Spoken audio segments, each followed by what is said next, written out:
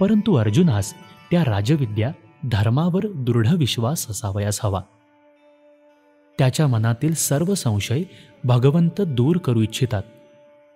तेव्हाच तर तो त्या कर्मासाठी समर्थ बनून राहू शकेल, सज्ज होऊ शकेल, ज्यापासून तो आता मागे हटत आहे. राजगुह्य योग ते ज्ञान देतो ज्यामध्ये भगवंताच्या समग्र रूपाचा अर्थात समग्र माम परिचय घडू शकतो. हेच ज्ञान त्याला प्रदान करण्याची प्रतिज्ञा प्रभूने केली आहे. श्रद्धेविना ही ब्रह्मविद्या त्याला समजणार नाही. अश्रद्धा बंधनांमध्ये जखडून टाकेल. जर श्रद्धा नसेल तर काय होईल? भगवंत सांगतात की मग मला असे पुरुष येऊन मिळत नाहीत. ते संसार चक्रामध्ये चक्रा मारीत राहतात, निरंतर आवागमनास पात्र होतात. अर्थात अप्राप्य माम निवर्तन्ते मृत्यू संसार वर्तमनी. श्रद्धा नसेल व केवळ तर्कबुद्धीचाच भरवसा असेल आणि मनात राग द्वेष असेल तर मग ही विश्वास ठेवण्यालायक बुद्धी नव्हे. ती आपणास कुठे घेऊन जाईल हे सांगता येत नाही. मग तर मृत्यू, प्रमाद आणि अशुभ कर्माच्या बंधनांमध्ये अडकून साधारण मरणधर्मी मनुष्याचे जीवन जगण्यासाठी वारंवार परत यावे लागेल. रागद्वेषापासून मुक्ती हीच भक्ती. संसार मर्यादित आहे, त्याचे सुख देखील क्षणिक आहे. या धकाधकीत आपल्या पदरी पडतात त्या फक्त वासनाच. त्यांचा क्षय करण्यासाठी वारंवार जन्म घ्यावा लागतो. जन्ममृत्यूचे हे चक्र पुनरपि जननम पुनरपि मरणम पुनरपि जननी जठरे शयनम चालतच राहते. भगवद्गीता वारंवार पुनर्जन्माविषयी सांगते व वारंवार त्यापासून मुक्त होण्याचा मार्गसुद्धा दाखवित असते. भगवंताचा नामजप, त्यावर अनन्य श्रद्धा व त्यानुसार निर्धारित झालेले आदर्श जीवन हाच एकमेव उपाय आहे. भज गोविंदम मूढमते हा मूलमंत्र आद्य शंकराचार्य सांगून गेलेत. अहंकाराचे विसर्जन म्हणजे भक्ती. रागद्वेषापासूनच मुक्त होणे हीच भक्ती आहे. जे संशय बाळगतात ते भगवंताच्या आदर्शांच्या समग्र स्वरूपास ओळखू शकत नाहीत. जेथे अनुराग आसक्ती अधिकाधिक असेल, लौकिक स्तरावर ओढ असेल, तेथेही बंधन आहे. तसेच जेथे द्वेष, ईर्ष्या असेल, तेथेही बंधन आहे. तीव्र मोह आणि तीव्र विरोध या दोन शिखरांना जर भगवंताविषयीच्या प्रीतीद्वारे आम्ही बांधू शकलो तर आपण मुक्त होऊन जाऊ. जर असे करू शकलो नाही तर वारंवार जन्म घेऊ व वारंवार मरत जाऊ व पुन्हा जन्मास येऊ. सूड उगवण्याचा परिणाम. पुराणातील एक कथा आहे. एक राजा वनविहारासाठी गेला होता. त्याने एक पक्ष्याचा कर्कश आवाज ऐकला. तो त्याला रुचला नाही. तो आवाज अशुभ मानून राजाने बाण मारून त्या पक्ष्यास मारून टाकले.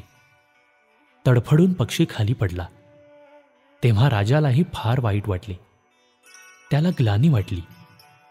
त्याने त्याच अरण्यातील एका साधूकडून दीक्षा घेतली व संकल्प केला की आता ध्यानयोगाद्वारे ध्येय प्राप्त करीन.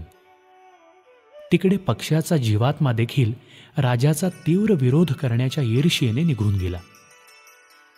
बदला घेण्याच्या तीव्र इच्छेसह त्याने एका भिल्लाच्या रूपात दुसरा जन्म घेतला.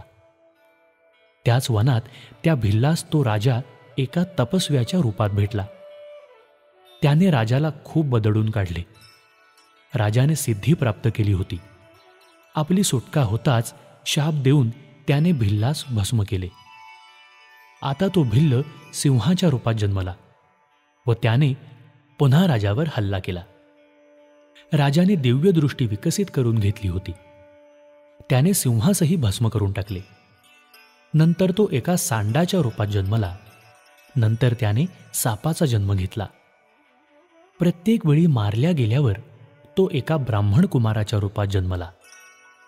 त्याने तपस्वी राजाचे प्रवचन ऐकले. पूर्वस्मृती जागृत होताच त्याला कळले की हा तर तोच राजा आहे. यानेच तपस्वी वेशात मला भस्म केले होते. त्याने प्रवचनादरम्यानच त्याची निंदानालस्ती सुरू केली. सर्वांना त्याने ओरडून सांगितले, हाच तो राजा आहे. यानेच माझी मागल्या अनेक जन्मांमध्ये वारंवार हत्या केली आहे. लोकांनी त्याचे म्हणणे ऐकण्यापूर्वीच राजाने सिद्धीच्या बळावर त्यास पुन्हा भस्मसात केले. तेव्हा मरता मरता त्याने विचार केला की असे कुठपर्यंत वैर कायम ठेवून मी पुन्हा पुन्हा असे जन्म घेत राहावे.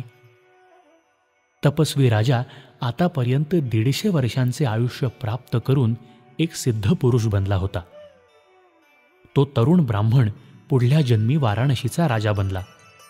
यावेळी ग्लानी व पश्चात्तापासह त्याने जन्म घेतला होता.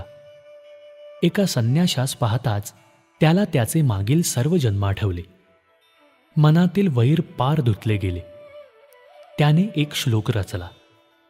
याच्या पहिल्या ओळीचा अर्थ होता, जो पक्षी रूपात जन्मला, भिल्लाच्या रूपात, सिंह, हत्ती, सांड, सर्प आणि ब्राह्मणाच्या रूपात जन्मला.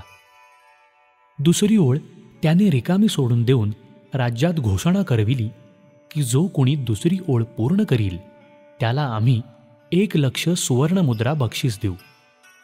त्याला खात्री होती की दुसरी ओळ पूर्ण करणारा तो तपस्वीच असेल. एक शेतकरी ही पहिली ओळ गुणगुणत जात होता. तपस्वी राजाने आपल्या आश्रमातच ते गुणगुणणे ऐकले. तेव्हा त्याला देखील पश्चात्ताप झाला. वैराची ही शृंखला इतक्या जन्मांपर्यंत चालली होती. दुसरी ओळ त्याने लगेच रचली. ज्याने त्या 7ही जणांना मारले, विचार करा त्याचे काय होईल. शेतकऱ्याने हे लिहून घेतले व सुवर्णमुद्रांच्या लालसेने राजासमोर जाऊन दुसरी ओळ त्याने म्हणून दाखविली. काशी नरेश म्हणाले, हा सामान्य शेतकरी हे लिहू शकत नाही. त्याने शेतकऱ्यास खडसावून विचारले, ही ओळ कोणी लिहिली? तू तर लिहूच शकत नाहीस. भीतीपोटी शेतकऱ्याने खरे खरे सांगून टाकले व राजाला त्या संन्याशाचा आश्रम कुठे आहे ते सांगितले. काशी नरेश त्याच्यासोबत त्या अरण्यातील आश्रमात गेले. दोघांनी एकमेकांची क्षमायाचना केली व ते दोघेही मुक्त झाले. तपस्वी राजा मुक्त झाला, तसेच वारंवार जन्ममरणाच्या फेऱ्यातून जाणारा तो काशी नरेश देखील मुक्त होऊन गेला. वैरभावाचे गाठ विरताच क्षमाभाव विकसित झाला व मुक्ती मिळाली. सांगण्याचा आशय एवढाच की द्वेष आणि विरोध, अनुराग व मोह ह्या अशा विकृती आहेत ज्या वारंवार जन्ममृत्यूच्या चक्रात गुरफटून ठेवतात. जर बाहेर पडायचे असेल तर त्यांच्यापासून सुटका करून घेऊन भगवत स्वरूपाशी तादात्म्य पावून साक्षात्कार करावा लागेल. भगवंतावर श्रद्धा विकसित करून पूर्णपणे स्वतःला त्याच्या ठिकाणी समर्पित करावे लागेल. त्याविना अन्य कोणताच मार्ग नाही. जन्ममृत्यूच्या फेऱ्यापासून मुक्ती देतो गुह्ययोग. श्रीमद भगवद्गीतेचे ज्ञान आपणास मृत्यू संसार वर्तमनी अर्थात जन्ममृत्यूच्या चक्रापासून मुक्ती प्रदान करते. हा विशिष्ट राजगुह्य योग म्हणूनच विशेष आहे, कारण यामुळे आपणास आपल्या ध्येयाचे निर्धारण करण्यात मोलाचे साह्य मिळते. श्रीमद भगवद्गीता प्रत्येक धर्माच्या व्यक्तीसाठी त्यांच्या पुनरुद्धारासाठी अवतरित झालेला ज्ञानप्रवाह आहे. दिव्य ज्ञानगंगा आहे. हे ज्ञान त्या युगासाठी विवेकसंमत होते, तसेच ते आजच्या तृष्णा व अहंता प्रधान युगात आणखीच अनिवार्य व उपयोगी बनले आहे. ही एक विवेकसंमत, सहेतुक, सार्थक अशी जीवनाची व्याख्या आहे.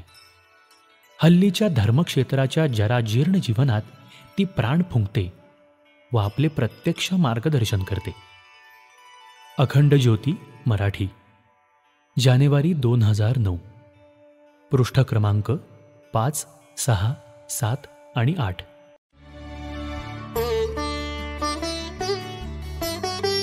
व्हिडिओ आवडल्यास लाईक आणि शेअर करा. विचार क्रांती मराठी चॅनेलचे सदस्य होण्यासाठी सबस्क्राईब बटनवर क्लिक करा. आम्ही अपलोड केलेल्या व्हिडिओची सूचना प्राप्त करण्यासाठी बेल आयकॉनवर क्लिक करा.